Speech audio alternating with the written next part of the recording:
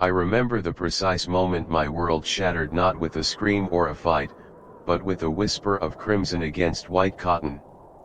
Standing in our walk-in closet, William's dress shirt dangling from my trembling fingers, I stared at the lipstick smear near the collar. My husband of 15 years, the renowned neurosurgeon whose skilled hands had built our fortune, had another woman's mark on him. The house around me, our sprawling estate with its marble floors and ocean views, suddenly felt hollow, a beautiful prison of lies. I'd given him everything, my youth, my dreams, 3 children, and unwavering support through his rise to wealth and prominence. Yet in that silent moment, with morning light streaming through beveled windows and the distant sound of our children's laughter floating up from the garden, I knew our marriage was already dead. I just hadn't attended the funeral yet. It was Tuesday, just after 9 in the morning. A perfectly ordinary day. The kind that shouldn't remake your entire existence, yet somehow does. I was gathering clothes for the dry cleaner, one of those mundane tasks that punctuate the life of a surgeon's wife.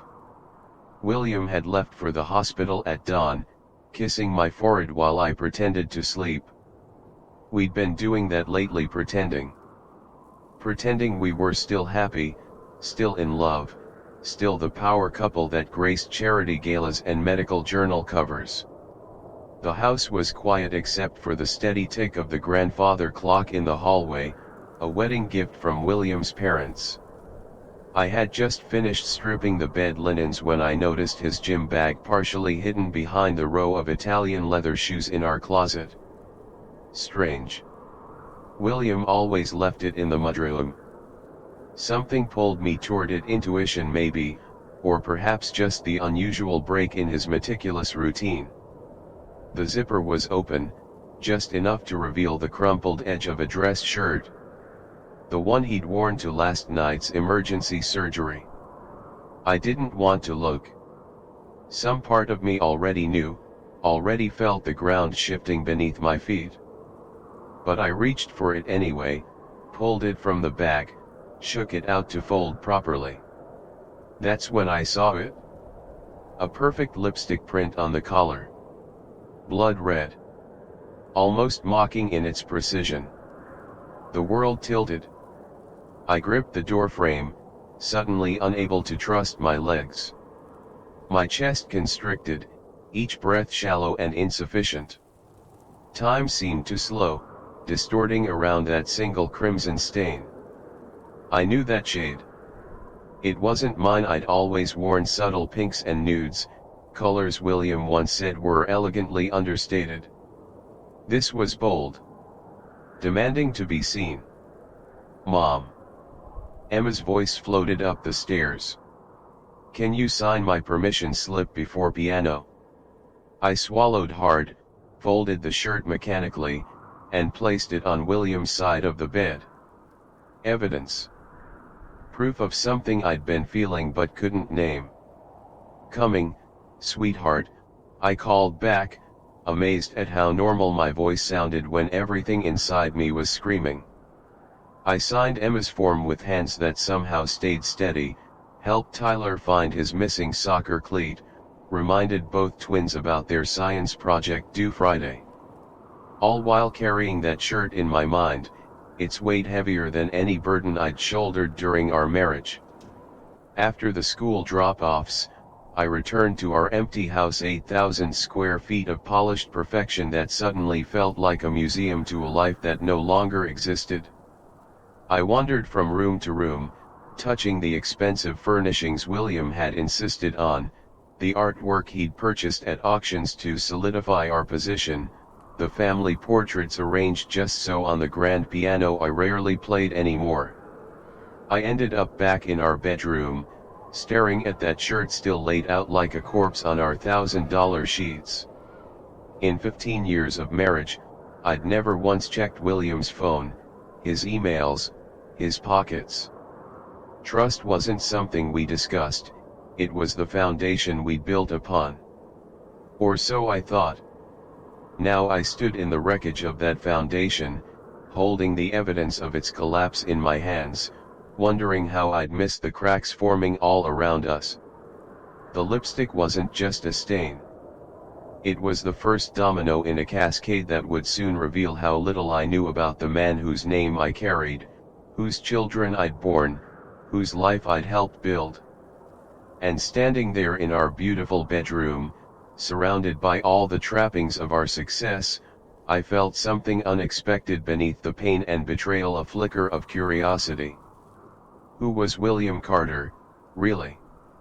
And more importantly, who was I, beneath the carefully constructed identity of his wife? Looking back, I can trace the fault lines now, map the tremors that preceded the quake. They were there all along, subtle shifts in William's behavior, changes so incremental I dismissed them as the natural evolution of a long marriage, the inevitable distancing that comes with success and responsibility. It started after his promotion to chief of neurosurgery.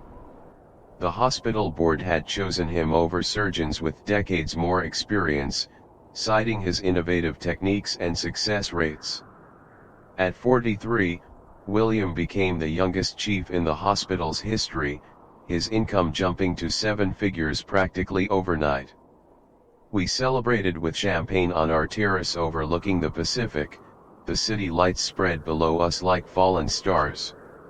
To us, I'd said, raising my glass. To your hard work. William's smile didn't quite reach his eyes. To the future, he'd responded, and kissed me with what I now recognize was obligation rather than passion.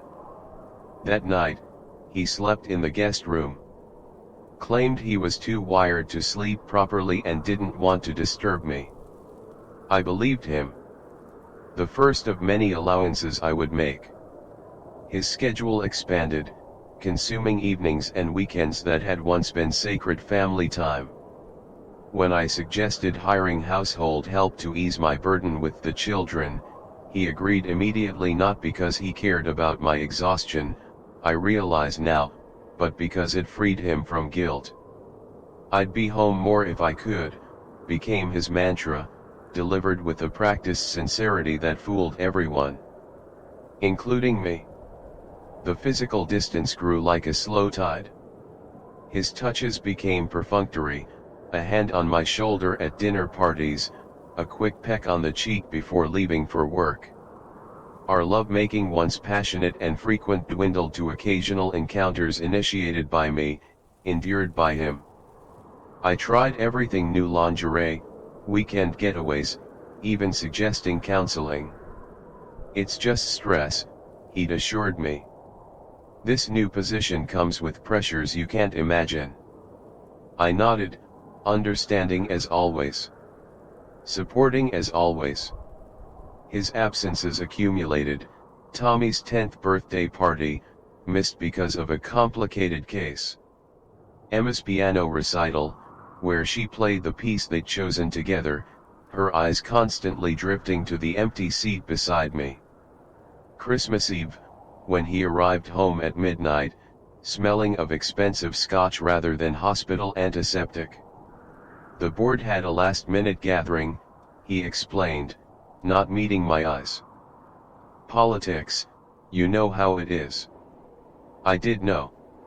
I'd spent 15 years navigating the politics of being a successful surgeon's wife, hosting the right people, appearing at the right functions, maintaining the perfect image. I was good at it: the elegant hostess, the devoted mother, the supportive partner who never complained about cancelled plans or emotional absences. Then came the strange calls, hushed conversations behind closed doors, phone turned face down when I entered a room. Text notifications silenced.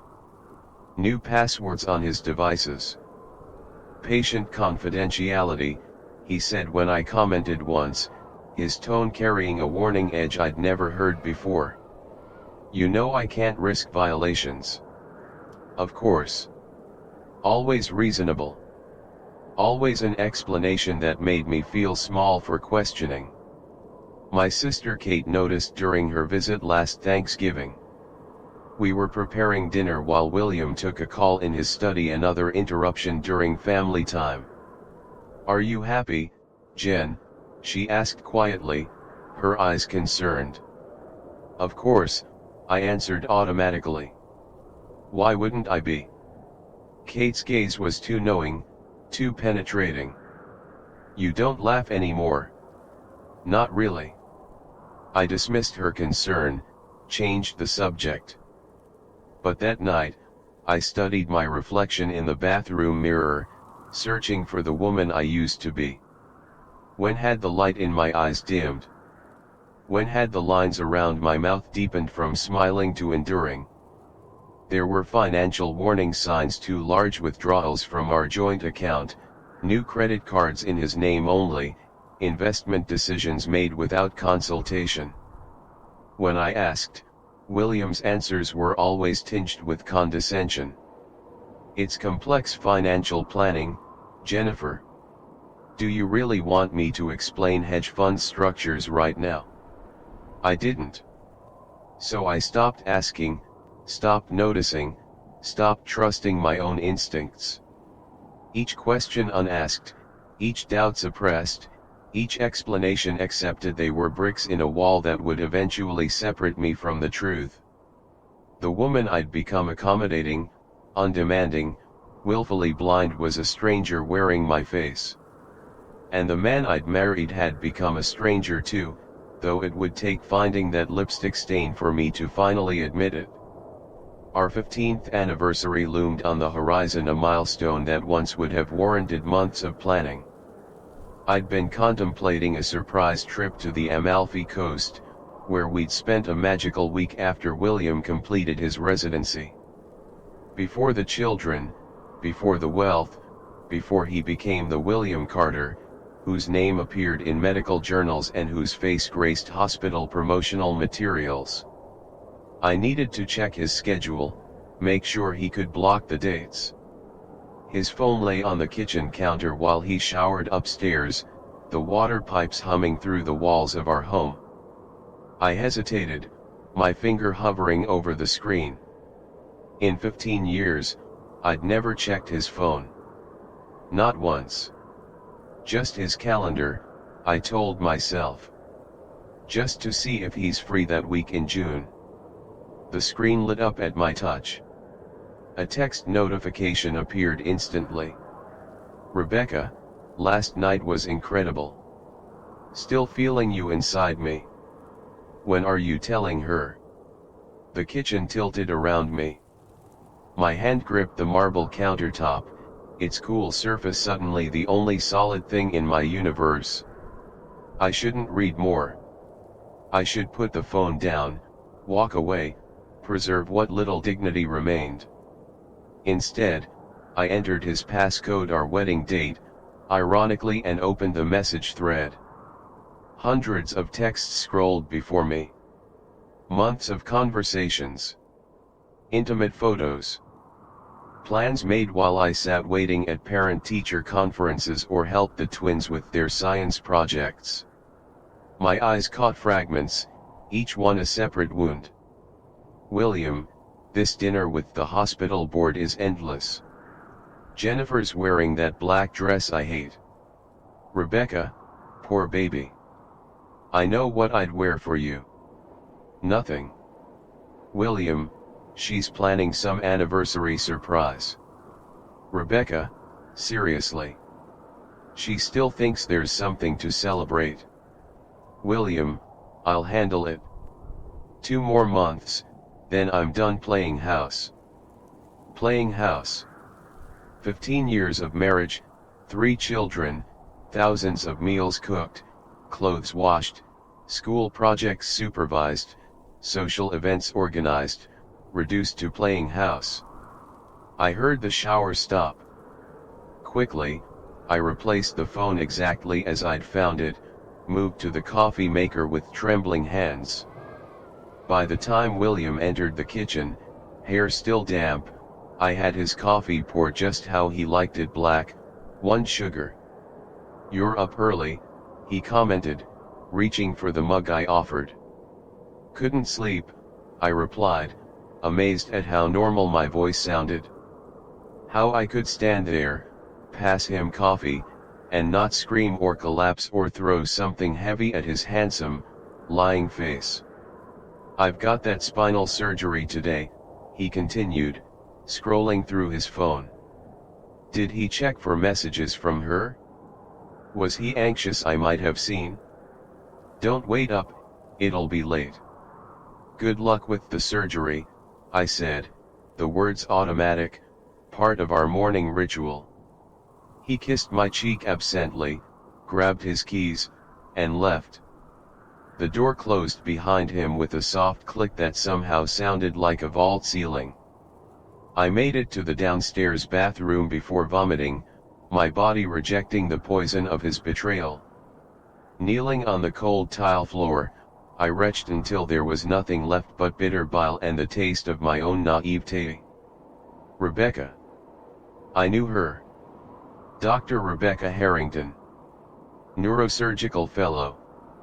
Brilliant, according to William's occasional mentions. 34. Single. I'd met her at the hospital Christmas party, noted her perfect figure, her confident stance, the way male colleagues gravitated toward her.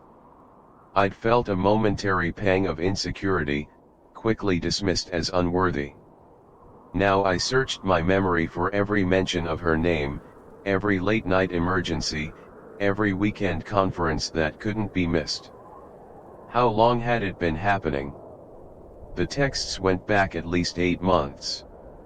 How much of my life during that time had been genuine, and how much had been an elaborate performance? That night, after the children were asleep, I sat in our darkened bedroom waiting. The clock crept past midnight, then 1, then 2. Finally, at nearly 3, I heard his key in the lock. He entered our bedroom quietly, obviously assuming I was asleep. The room was dark except for my bedside lamp, its soft glow throwing his startled expression into sharp relief when he saw me sitting upright, fully dressed. "Jennifer? Why are you still up? Are you sleeping with Rebecca Harrington?" My voice was steady, shocking even myself. William froze, his hand still on the doorknob. For a moment, just a brief moment, I saw panic flash across his features. Then his expression settled into something colder, more calculated. He didn't deny it. Didn't even try. Instead, he sighed deeply, as if I'd presented him with an inconvenient scheduling problem. "Yes," he said simply, removing his watch and placing it on his dresser with deliberate care. "I am." The confirmation shouldn't have hurt. I'd seen the evidence, but it tore through me like a physical pain. I'd held some desperate hope that there was an explanation, that I'd misunderstood. "How long?" My voice sounded foreign to my own ears. William shrugged. "Does it matter?" "It matters to me." 8 months, then. If you need the details. 8 months. While I planned his birthday dinner. While we celebrated the twins' graduation from middle school. While we vacationed in Hawaii, made love in our beachfront suite, discussed renovating the kitchen. "I want a divorce," he said, the words falling between us like stones. The business card felt heavy in my hand, Patricia Winters, attorney at law. Embossed letters on heavy cream stock, an address in the financial district. My sister Kate had pressed it into my palm the morning after I'd called her, voice breaking with the weight of William's confession. "She handled my friend Diane's divorce," Kate said. "Her husband was a hedge fund manager who thought he could hide everything. Patricia found it all." I sat now in Patricia's office, 40 stories above the city, watching morning fog swirl around neighboring skyscrapers. The view was meant to intimidate, I supposed, to remind visitors of the power concentrated in these glass towers. I'd spent 15 years of my life in spaces designed to impress. They no longer had that effect. Patricia herself was not what I expected. No power suit or aggressive demeanor. Instead, a woman in her 60s with silver hair cut in a practical bob, wearing a simple navy dress and reading glasses on a chain. Her office was elegant but understated, bookshelves filled with legal volumes, a desk clear except for my file and a single orchid in bloom. "Tell me everything," she said, her voice gentle but firm. "And I do mean everything, Jennifer. The things you're most ashamed of, the things that make you angry, the things you think don't matter. In my experience, it's what clients consider irrelevant that often matters most." So I told her. The lipstick stain. The text messages. William's cold confession and demand for divorce. His dismissal of my role in building his career and raising our children. Patricia listened without interruption, taking occasional notes. When I finished, she removed her glasses and studied me. "What do you want from this divorce, Jennifer?" The question caught me off guard. What did I want? I hadn't thought beyond survival. I want financial security for my children. And myself. My voice grew stronger. I want recognition for my contributions to William's career. I want to ensure the children's relationship with their father isn't damaged. Patricia nodded. All reasonable. Now tell me what you really want. I met her gaze. I want the truth. About everything. No more lies. Something like approval flickered across her face. Then let's start digging. First rule, document everything. Every conversation, every exchange with William. Keep a journal with dates and times. Forward any relevant emails or texts to a secure account. And most importantly, let's look at the money. The next week passed in a blur of financial archaeology. Patricia had me gather every financial record I could find: tax returns, investment statements, property deeds, bank accounts. I returned to her office with a banker's box full of documents, feeling both overwhelmed and strangely empowered by this act of investigation. Patricia's financial analyst, a former forensic accountant named Marcus, spread the documents across a conference table. His methodical approach was soothing as he created timelines and flow charts, tracking the movement of money through our married life. That's when the pattern emerged. "These withdrawals," Marcus said, pointing to a series of entries on our joint account statements. 5,000 here, 7,000 there. Always just below 10,000. The reporting threshold for cash transactions, Patricia explained, seeing my confusion. "Where did the money go?" I asked. "That's the question," Marcus replied. "It's been moved to an entity called Riverside Holdings. Nearly $250,000 over the past 2 years. I've never heard of Riverside Holdings." Patricia and Marcus exchanged glances. "It's an LLC registered solely in William's name," Patricia said. "Established 3 years ago. It owns a property in Palm Springs and has substantial investments we're still tracing." My stomach twisted. 3 years ago. Before the affair with Rebecca, before the coldness had fully settled between us. When we still took family vacations and William still came to the children's school events. He'd been planning his exit even then. "Is this normal?" I asked. "In divorces? Hiding assets?" "Unfortunately, yes," Patricia said. "But this pattern suggests something more calculated, more long-term." William wasn't just stashing funds for an affair or a midlife crisis. He was building a separate financial life. I thought of all the times I'd deferred to William on financial matters, signed tax returns without reading them carefully, agreed to investment strategies I didn't fully understand. My trust had been complete. His betrayal, it seemed, equally so. "There's something else," Marcus said quietly, sliding a document across the table. "Dr. Carter's name appears on the board of a medical research foundation that received significant grants from your joint charitable contributions. The foundation also employs a Dr. Rebecca Harrington as its research director." The pieces clicked into place. William hadn't just been sleeping with Rebecca, he'd been funding her research, establishing professional ties, creating a whole parallel life. "We need to look deeper," Patricia said. "This isn't just about the money anymore." As I left her office that day, stepping into the bright afternoon sunlight, I felt a strange sense of clarity cutting through my pain.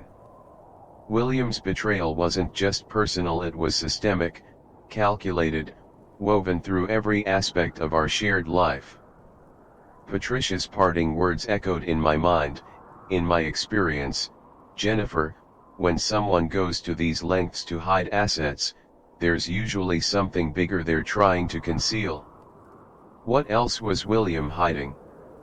The question followed me home, settled beside me as I helped the children with homework, hovered as I lay awake in our bed, my bed now staring at the ceiling.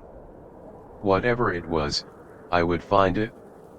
The woman who had unquestioningly supported William Carter for 15 years was gone. In her place stood someone new, someone determined to uncover every last lie, whatever the cost. The name came up casually, almost as an afterthought, as Patricia and I reviewed the growing evidence of William's financial deceptions. "Dr. Nathan Brooks," Patricia said, glancing at a note in her file. "Does the name mean anything to you?" I searched my memory. Yes, he worked with William at Ashford Medical Center. A colleague, I think. I met him at hospital functions a few times. Quiet man, dedicated. He left suddenly about 3 years ago. William said there were professional differences, nothing interesting. Patricia's expression suggested otherwise. His name came up in another case I handled, a wrongful termination suit that was settled quietly. Very quietly. She tapped her pen against the file. "Given what we're discovering about William, it might be worth a conversation with Dr. Brooks." Tracking him down proved challenging. He'd left not just Ashford but apparently the entire metropolitan area.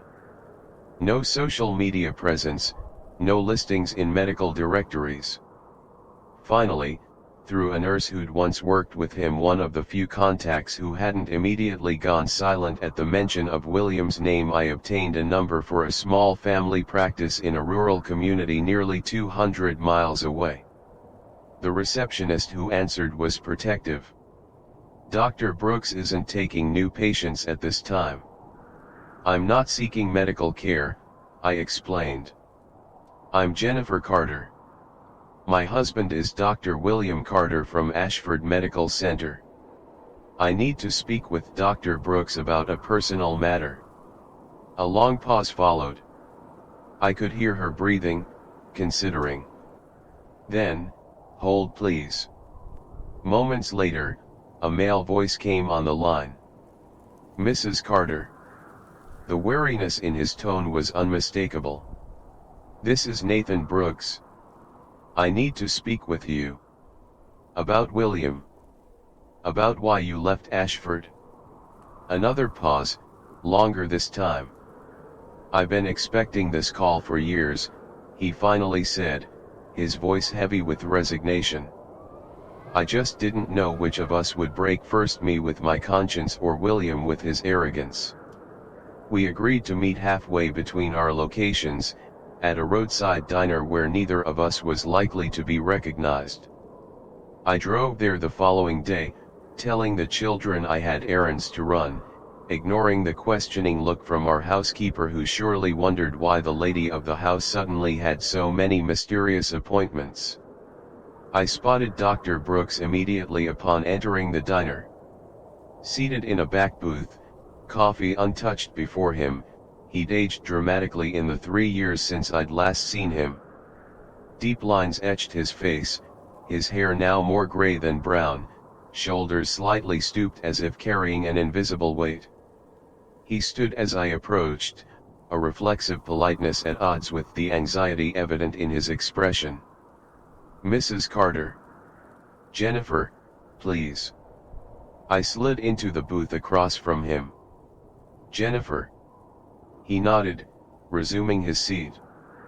"I assume things have changed with William. We're divorcing. I found out about his affair. And the hidden money. But there's more, isn't there? Something to do with why you left Ashford." Dr. Brooks stared into his coffee cup for a long moment. When he looked up, his eyes held a mixture of relief and dread. "Yes. Much more." He took a deep breath. "What I'm about to tell you, it could destroy careers. Lives, even. Including mine. I just want the truth, Dr. Brooks." "Nathan, please." A sad smile crossed his face. "If we're going to wade into this mess together, we should be on a first-name basis." Then he began to speak, his voice low, forcing me to lean forward to catch every word. The ambient noise of the diner clinking silverware, murmured conversations, the hiss of the espresso machine faded away as his story unfolded. "The fertility clinic at Ashford had a problem," he explained. "Several couples reported failed IVF procedures despite optimal conditions. As department liaison, I was tasked with reviewing the cases internally before any formal investigation might occur. I noticed inconsistencies in the lab reports, subtle differences between documentation and actual procedures." My coffee grew cold, untouched, as he continued. "I began investigating quietly.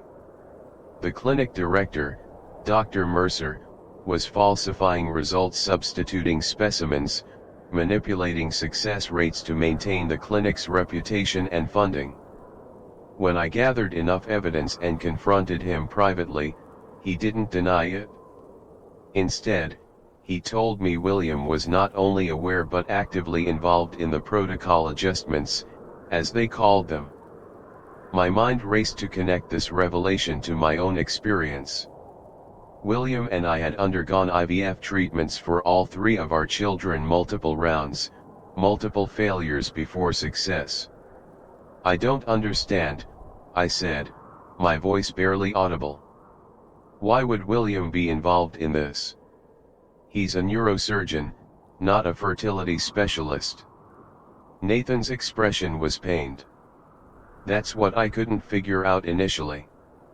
Until I looked deeper at specific cases where William had signed off on procedural modifications." He hesitated. "Including yours." The diner seemed to tilt around me. "Mine? What are you saying?" Nathan reached into his jacket and withdrew a small thumb drive, sliding it across the table. "Hospital records. Lab reports. Authorization forms with William's signature. Evidence I gathered before they discovered my investigation and forced me out." My hand trembled as I took the drive. "What exactly did they do to my treatments?" "Specimen substitution, primarily. In cases with what they termed genetic concerns." "But we didn't have genetic concerns," I protested. "William and I were both healthy. Our issues were unexplained infertility, not genetic." Nathan's eyes held mine, filled with a terrible compassion. That's what you were told, Jennifer. But William has a hereditary condition, hypertrophic cardiomyopathy. Mild in his case, but with a 50% chance of passing it to biological children. The implications crashed over me like a physical blow. I gripped the edge of the table to steady myself. Are you saying, during our IVF treatments, William ensured his sperm was never actually used? That our children aren't biologically his? The clinic used anonymous donors instead. Selected for physical characteristics that would match William's height, eye color, general appearance. Nathan's voice was gentle but relentless. He knew exactly what he was doing, Jennifer. He made a unilateral decision about your family's genetic future without your knowledge or consent. I thought of our children, Emma with her musical talent so unlike either of us, the twins with their athletic abilities that William and I had always joked must have skipped a generation.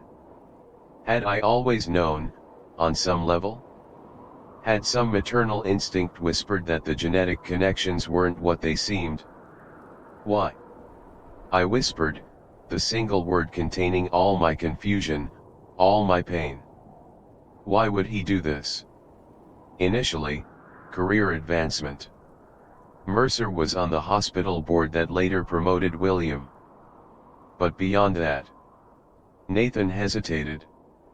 A surgeon with William's ambition couldn't risk children with a condition that might reflect poorly on his professional reputation. What would it say about the great Dr. Carter if his own children carried a heart defect he couldn't fix? The cruelty of it, the calculated, cold-blooded manipulation of not just my body but our children's very existence stole my breath. For 15 years I'd lived a lie more profound than I could have imagined. The affair, the financial deception, they were merely symptoms of a deeper pathology. There's more, Nathan said quietly. Much more. About other patients, about how far the cover-up went. But this affects you most directly. He nodded toward the thumb drive now clutched in my hand. Everything's there. What you do with it is up to you. As we parted in the diner parking lot, Nathan touched my arm lightly.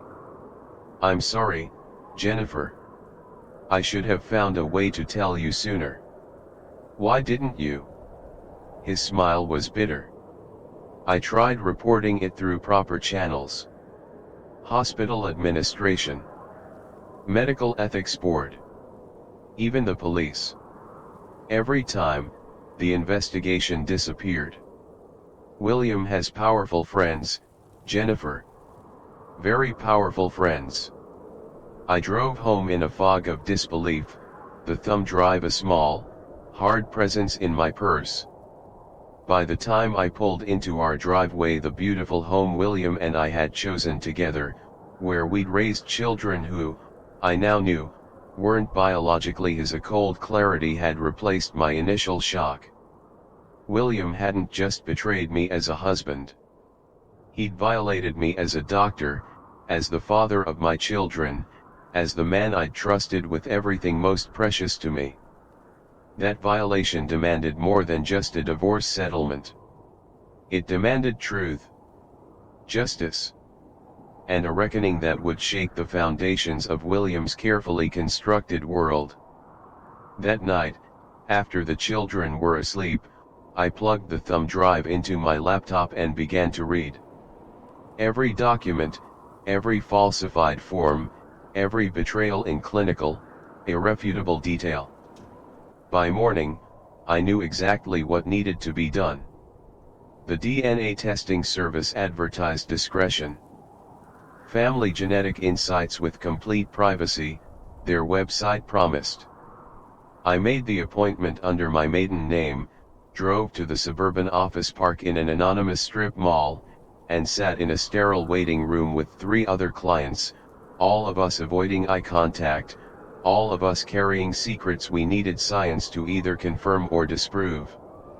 The technician was professionally detached, explaining the procedure for collecting the samples. I'd brought hair from the children's brushes, saliva from toothbrushes, a comb from the master bathroom William still occasionally used when visiting the children.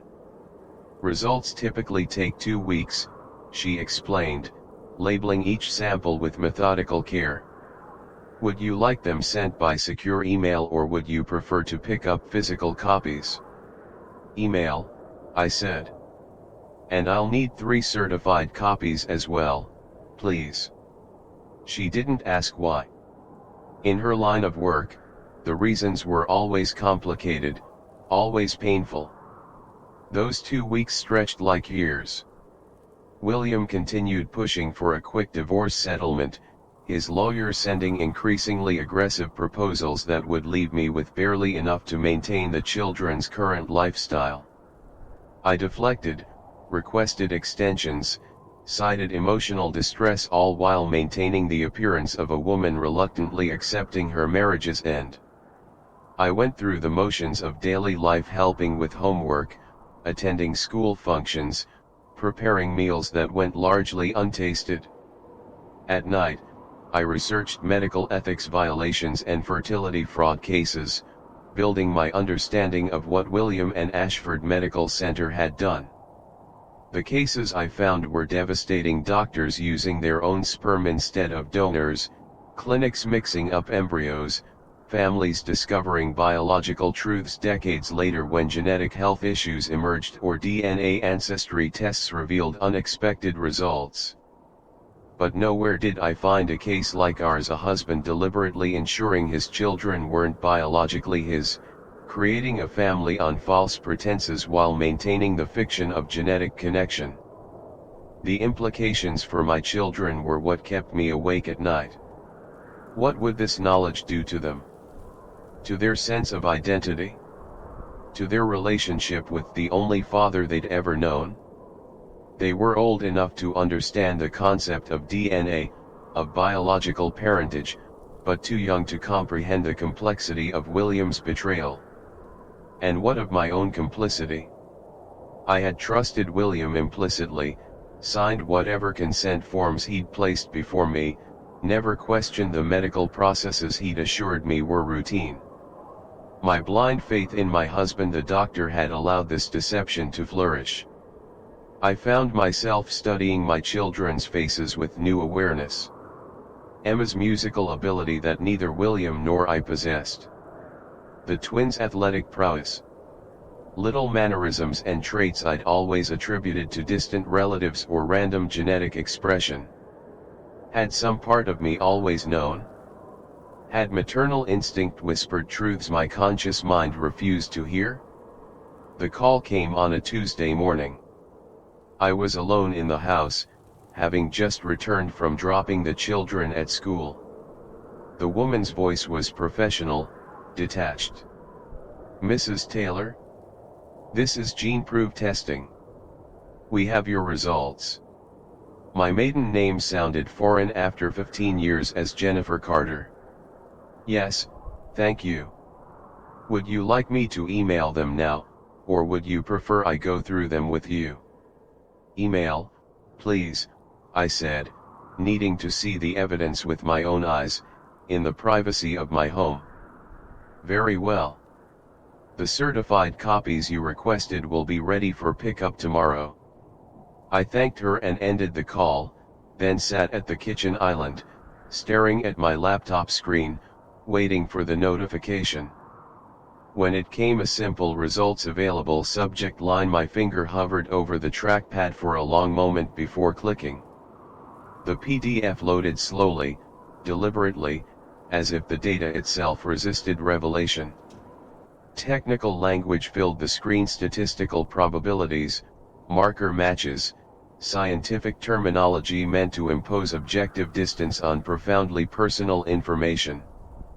But the conclusion was unmistakable, rendered in bold text that seemed to pulse on the screen.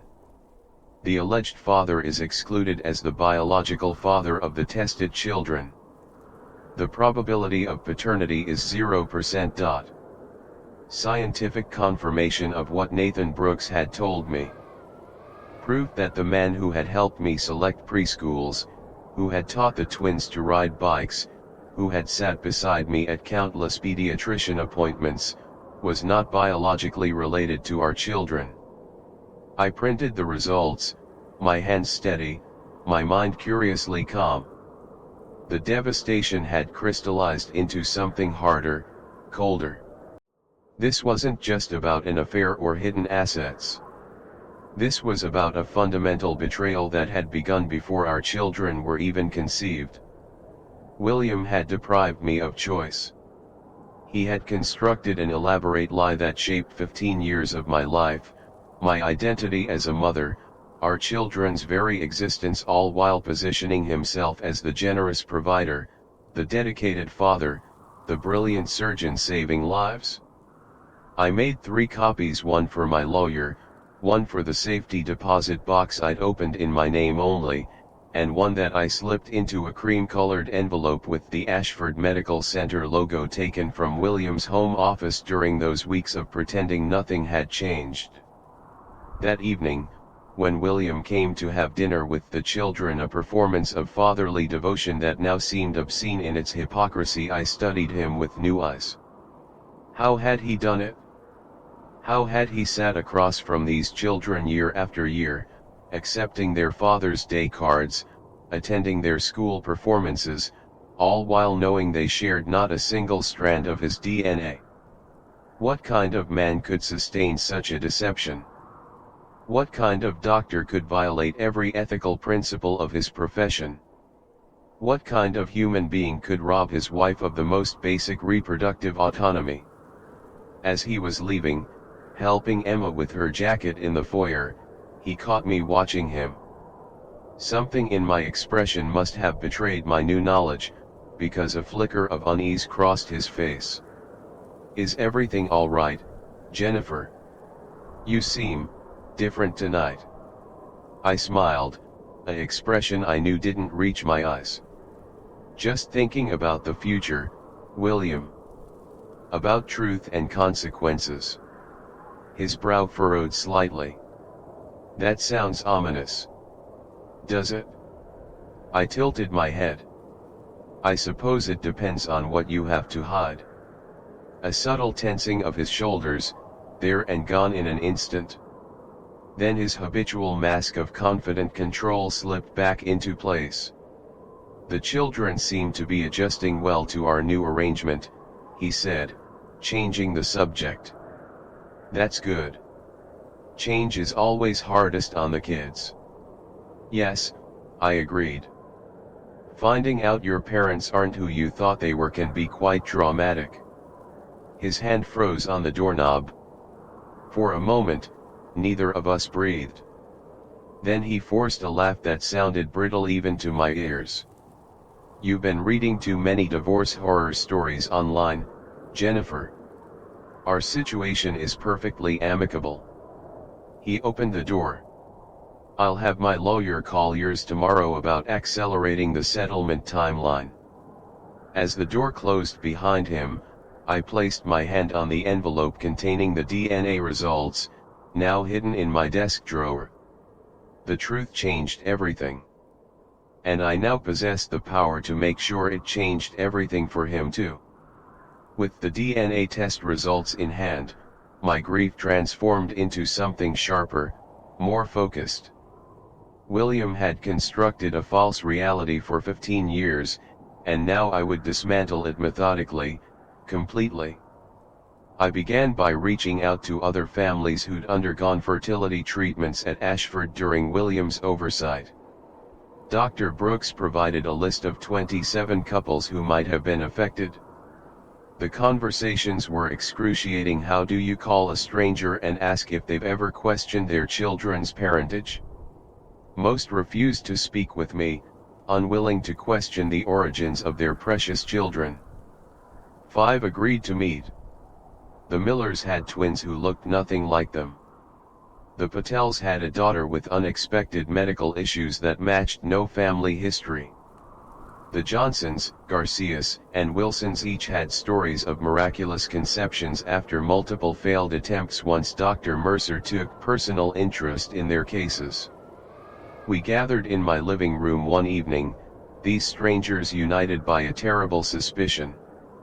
I'd removed all photos of William from the walls, served coffee and pastries as if this were a normal social gathering instead of the formation of an unlikely support group.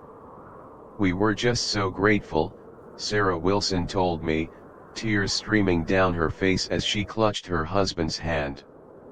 After 4 years of trying, 3 miscarriages, when Dr. Mercer said he had a new protocol that might help, we never questioned it. We never questioned anything. We just wanted a baby. Looking at these families, their children thriving despite the deception that created them, I felt a complicated empathy. None of us had chosen this path, this knowledge. All of us now faced impossible decisions about what truths to reveal and what secrets to keep. "What are you going to do?" Robert Miller asked me directly, his expression grave. "Will you go public with this?" 5 families looked to me, waiting. In that moment, I realized I'd become their de facto leader in this uncertain territory we now navigated together. "I'm going to seek justice," I said carefully. "But I'm also going to protect our children. Their welfare comes first before revenge, before public exposure." They nodded, understanding the delicate balance. As they left, each family promised to consider genetic testing, to search for their own documentation, to join forces if and when the time came for public action. My search for evidence led me next to Diane Fletcher, a former nurse who'd worked at the fertility clinic for 12 years. We met at her small apartment outside the city, where she lived surrounded by filing cabinets and bankers' boxes, an archive of secrets carefully preserved.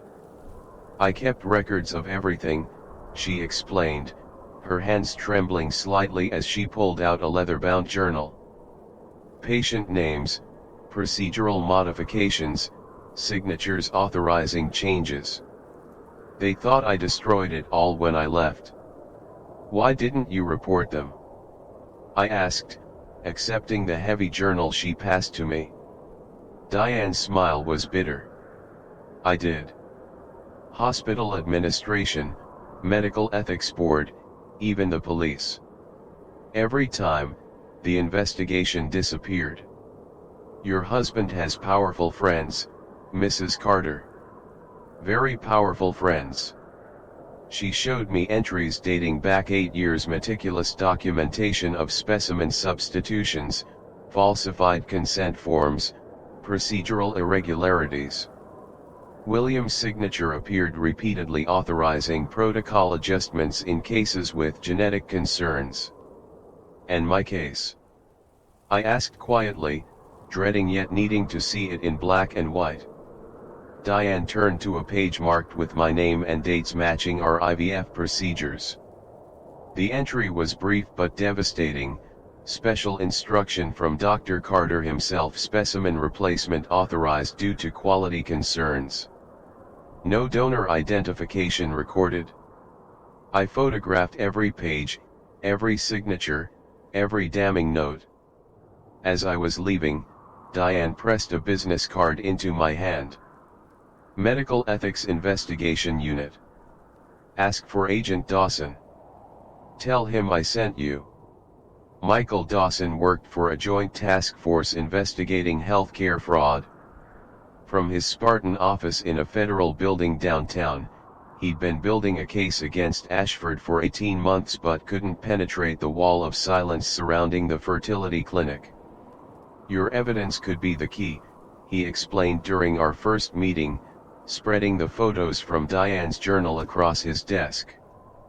"But we need more financial records showing kickbacks, recorded admissions of guilt, testimony from someone currently inside."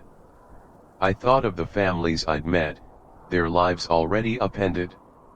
Of my own children, still blissfully unaware of the biological fiction they'd been living.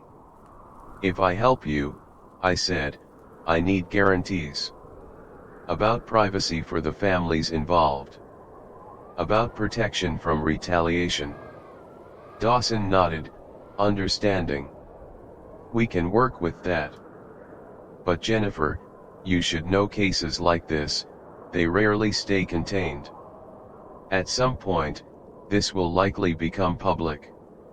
I know, I said. But it needs to be on our terms. The children's needs come first. As I left Dawson's office, clutching a folder of non-disclosure agreements and witness protection information, I felt a strange sense of purpose replacing the hollow ache that had become my constant companion. The truth was a weapon now, and I was learning how to wield it. I committed myself to gathering what Dawson needed while maintaining the facade of a woman reluctantly accepting divorce. I smiled sadly at William during mediation sessions, agreed to temporary custody arrangements, pretended to consider his insulting financial settlement. "You're being surprisingly reasonable, Jennifer," William remarked after one particularly tense meeting with our lawyers. "The children come first," I replied softly. "I just want what's best for everyone." His confidence grew with each concession I appeared to make. He brought Rebecca to school functions, introduced her to our friends, even had her stay overnight when the children visited his new downtown apartment, all while I quietly recorded conversations, photographed documents, and built my case. One evening, after returning the children from a weekend with their father, Emma looked at me with troubled eyes. "Dad's friend Rebecca said she might be our new mom someday," she reported, watching my reaction carefully. "But I already have a mom." I knelt to her level, brushing back her hair so like mine, yet not William's at all. I now knew. "You absolutely do. And nothing will ever change that." "Do you hate Dad now?" she asked, the directness of childhood cutting to the heart of adult complications. I chose my words with care. "I'm very angry with Dad right now. But that's between him and me. It doesn't change how much we both love you." The lie burned my throat, not the part about my love, which was absolute, but the implication that William's love was genuine. How could he truly love children he had deliberately ensured were not his own? Children he'd been prepared to abandon for a new life with Rebecca? That night, I added another item to the growing list of William's betrayals: emotional fraud against the children he claimed to love. The reckoning, when it came, would need to address not just the medical and financial deceptions, but this deeper, more personal violation. As the DNA results sat secured in my desk drawer, as the evidence mounted in Dawson's case file, as William grew more confident in his imminent escape from the family he'd created through deception, I felt a strange calm settling over me. The path forward was becoming clear, crystallizing from the chaos of betrayal into something focused and inevitable. William had spent 15 years constructing an elaborate lie. I would need just one perfect moment to tear it all down. My investigation took an unexpected turn when I hired a private investigator to look into Rebecca's background. William's lawyer had mentioned her potential testimony regarding my emotional instability in our upcoming custody hearing, a fabrication designed to limit my time with the children. I needed to understand exactly who this woman was, beyond being my husband's mistress. The report Alexander Reed delivered to me in a nondescript coffee shop revealed something stunning: Rebecca Harrington wasn't just William's colleague and lover. She was Melanie Harrington's daughter. "Who is Melanie Harrington?" I asked, scanning the detailed dossier. Reed's expression was grim. "She was your husband's patient 5 years ago. Routine valve replacement that went wrong. Hospital investigation cleared him, concluded the patient failed to disclose a medication that complicated the surgery. The name triggered a distant memory: William coming home late, unusually subdued, drinking scotch in his study alone. When I'd asked about his day, he'd mentioned losing a patient unexpectedly. "These things happen," he'd said, his tone flat. "Medicine isn't perfect." "What's the connection?" I asked, though a terrible suspicion was already forming. "Records suggest Dr. Carter was operating on minimal sleep that day." Reed slid a printout across the table: flight records showing William returning from Chicago early that morning. He'd been at a medical conference. Except hotel records show he registered with a guest. Rebecca Harrington. "He was with Rebecca when her mother died on his operating table," I whispered, the pieces falling into place. The investigation was suspiciously brief. Records were altered to show Dr. Carter had adequate rest. The family received an unusually large settlement with extensive non-disclosure provisions. "Paid by the hospital." Reed's expression was meaningful. "Partially. The rest came from an anonymous donor through a trust that I've traced back to Riverside Holdings. William had used our money to silence the family of a woman who died due to his negligence. But that didn't explain why Rebecca was now his mistress, positioned to benefit from our divorce." "There's more," Reed continued. "Melanie's husband died a year later, stress-induced heart failure according to the death certificate. Rebecca was left alone.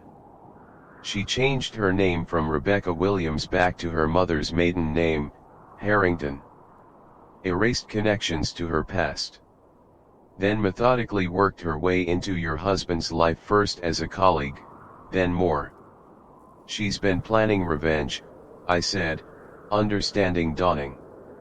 "For years," Reed confirmed.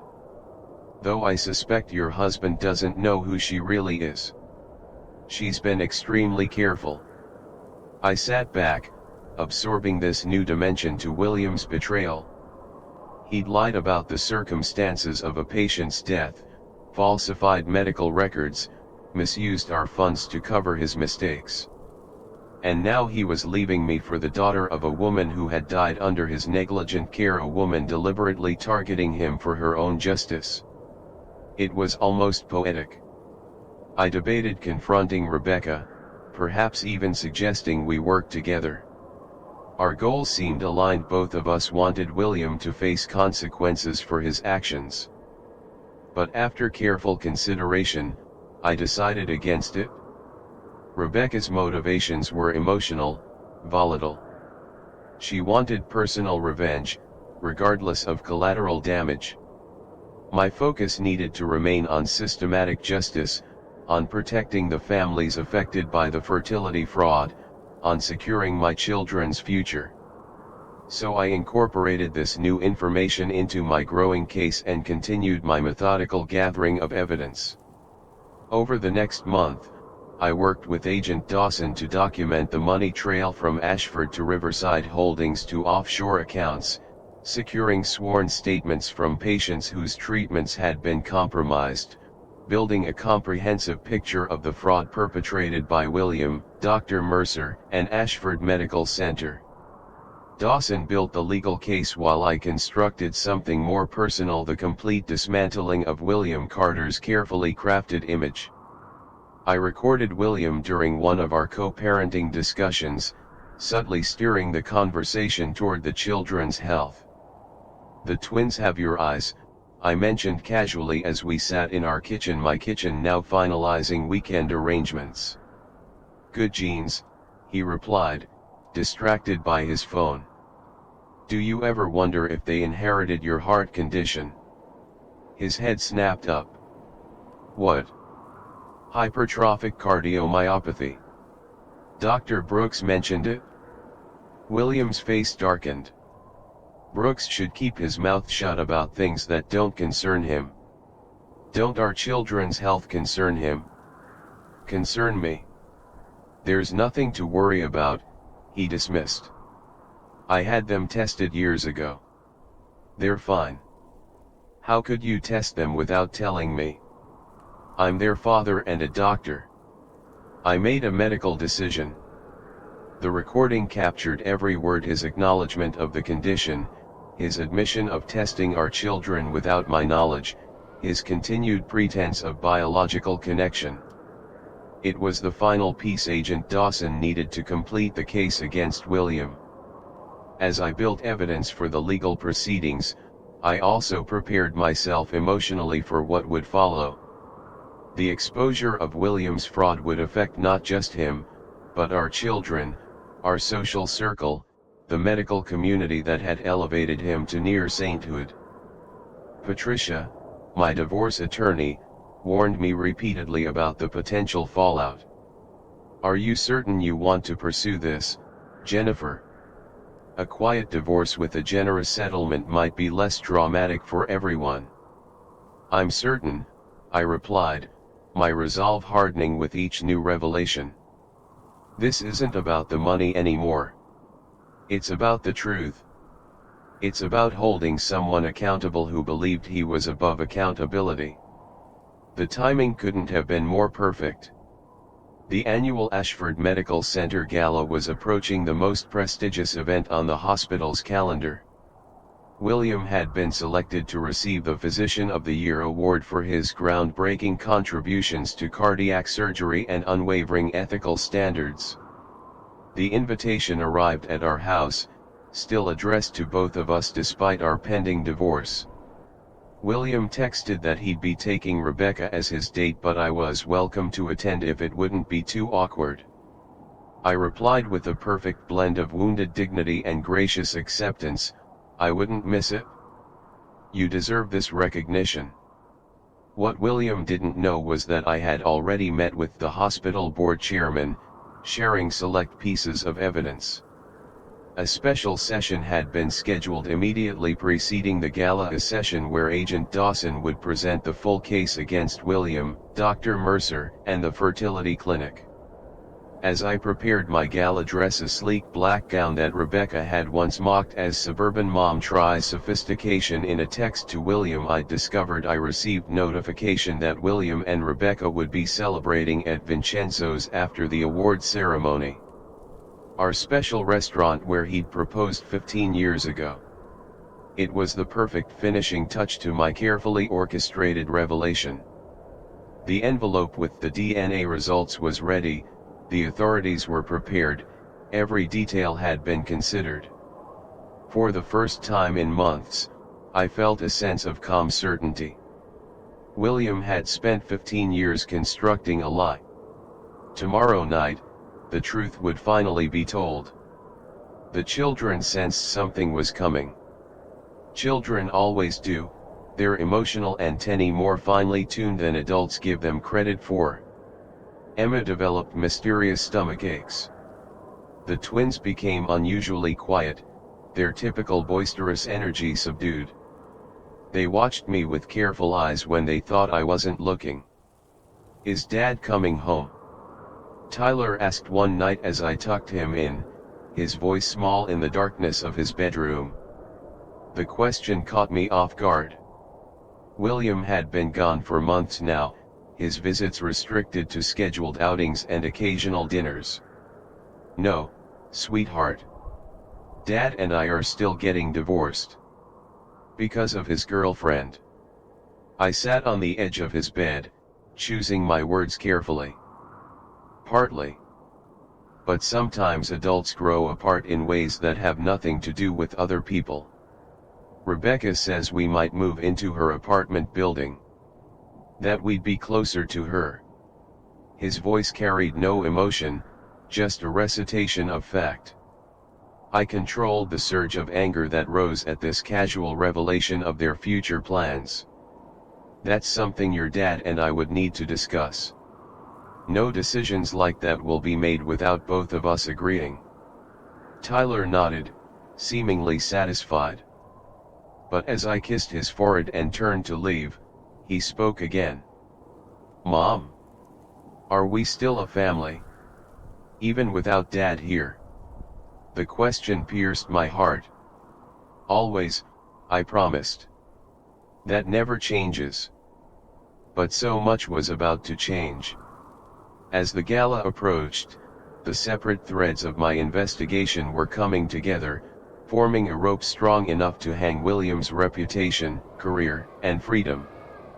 Agent Dawson called me to his office for a final review of the evidence. The room was now dominated by a large case board, photos, and documents connected with red string like something from a television crime drama. William's face at the center, surrounded by his victims' patients, colleagues, families whose lives he'd altered without consent. "We've confirmed the financial connections," Dawson explained, pointing to a complex flow chart. Ashford received federal research grants based on artificially inflated success rates from the fertility clinic. Dr. Mercer received bonuses tied to those rates. Your husband received promotions and appointments to boards that controlled millions in funding. And the modified treatments. The DNA substitutions. At least 32 confirmed cases where procedures were altered without patient consent. 17 where donor material was substituted without disclosure. Dawson's expression was grim. In a criminal proceeding, each instance could be charged separately. What kind of sentencing would that mean? Potentially years. Decades, even. Medical fraud carries heavy penalties, especially when federal funding is involved. I studied the evidence board, the magnitude of William's crimes finally visible in its entirety.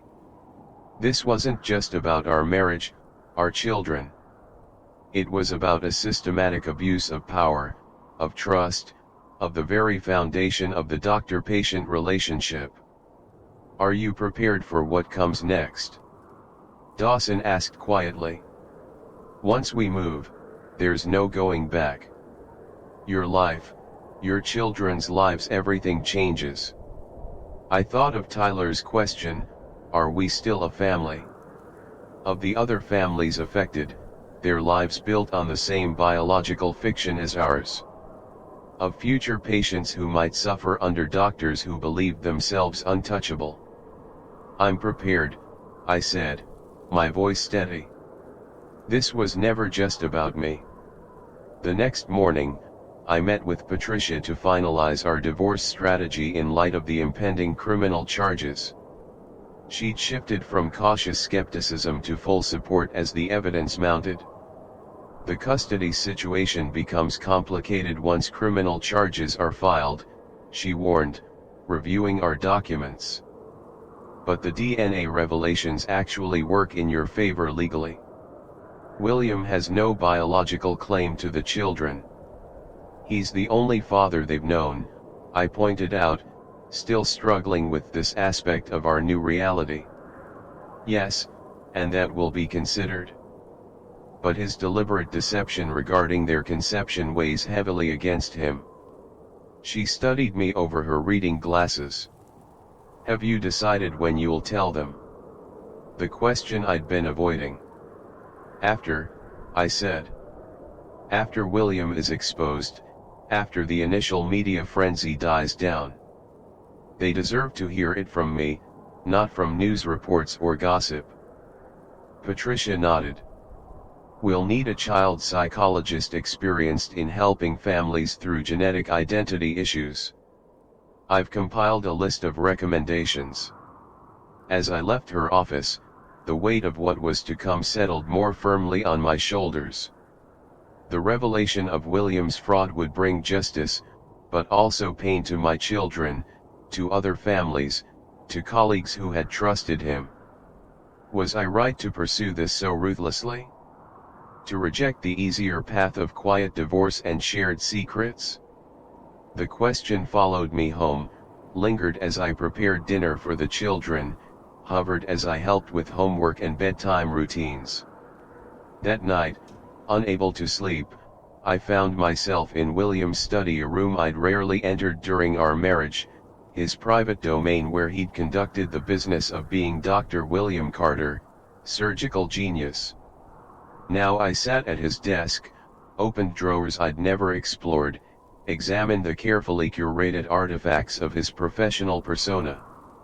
Awards, certificates, photos with hospital administrators and wealthy donors.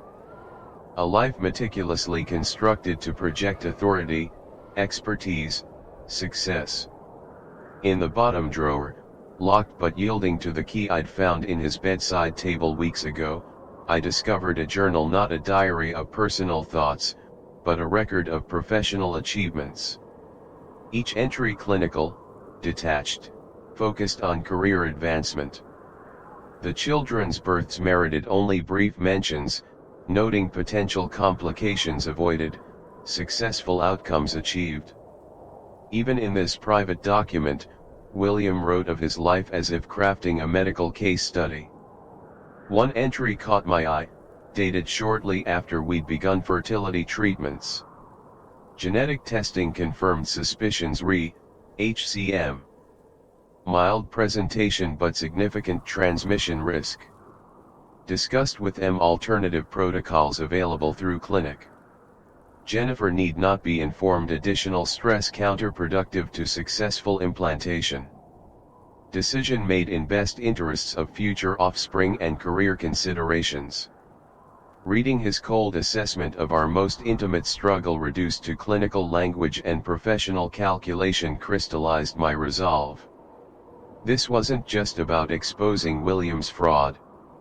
It was about reclaiming the narrative of my own life, asserting the dignity of informed consent, establishing that even brilliant surgeons were not gods entitled to remake others' lives according to their preferences.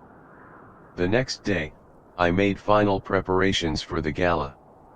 I had my hair styled, nails done, applied makeup with careful precision. The black dress, the one Rebecca had mocked, fit perfectly, its simplicity elegant rather than trying too hard. Around my neck, I placed not the diamond pendant William had given me for our 10th anniversary, but my grandmother's simple pearl, a reminder of the women who had come before me, whose strength I would need. In my clutch, the DNA results in their cream envelope, a small recording device, and the business card of a reporter I'd met with earlier that week, an investigative journalist specializing in medical ethics cases, who had agreed to hold her story until after the hospital board meeting. As I prepared to leave, Emma appeared in my bedroom doorway, watching me with solemn eyes. "You look beautiful, Mom," she said. "Thank you, sweetheart. Are you going to see Dad?" "Yes. At the hospital event." She nodded, considering this.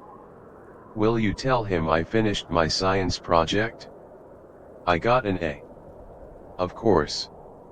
I knelt carefully, mindful of my dress, to embrace her. "I'm proud of you, Emma. So proud." She hugged me tightly, then pulled back to study my face. "Is something bad going to happen? Children always know." I smoothed her hair, buying seconds to frame my response. "Some difficult things might happen in the next few days. But I promise we'll talk about everything. And I promise we'll be okay. Because we're still a family," she said, echoing her brother's concern. "Always," I confirmed, the word both a promise and a prayer. As I drove to the gala, the city lights blurred around me. 15 years ago, I'd driven to my wedding filled with hope and certainty, believing in the life William and I would build together. Now I drove toward the dismantling of that life, equally certain but with no illusions left to comfort me.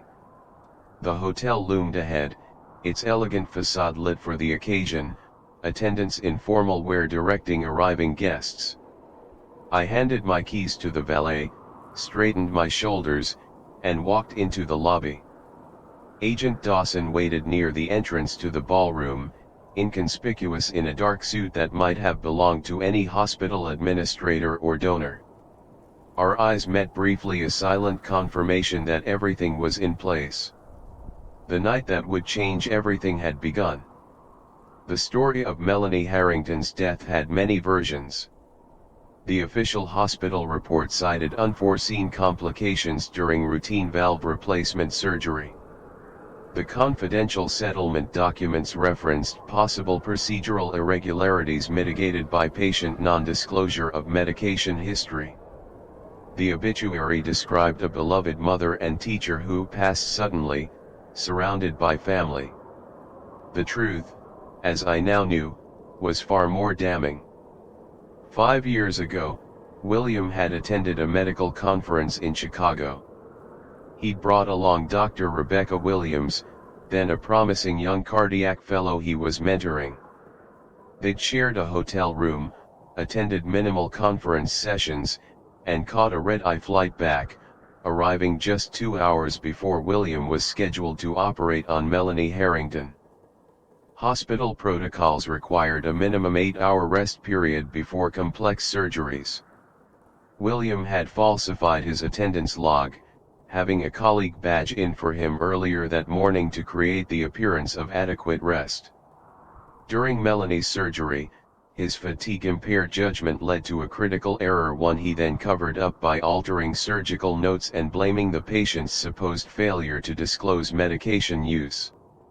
When Melanie's husband threatened a lawsuit, William orchestrated a settlement using both hospital funds and money from our personal accounts, funneled through Riverside Holdings. The settlement included extensive non-disclosure provisions and effectively buried the truth. What William never knew, what my investigator had uncovered, was that Rebecca Williams was Melanie Harrington's daughter from her first marriage. She had changed her name, erased connections to her past, and methodically worked her way into William's professional life with a single goal: to destroy him as he had destroyed her family. Her mother had died under William's negligent care. Her stepfather had succumbed to heart failure a year later, the stress of fighting the hospital's stonewalling taking its final toll. Rebecca, left alone, had channeled her grief into an elaborate revenge plot spanning years. She'd earned a fellowship at Ashford, positioned herself to work directly with William, studied his preferences and weaknesses, and finally seduced him, all while maintaining her secret identity. The affair wasn't just about attraction or midlife validation for William, it was Rebecca's calculated entry point into the complete dismantling of his life. I should have hated her.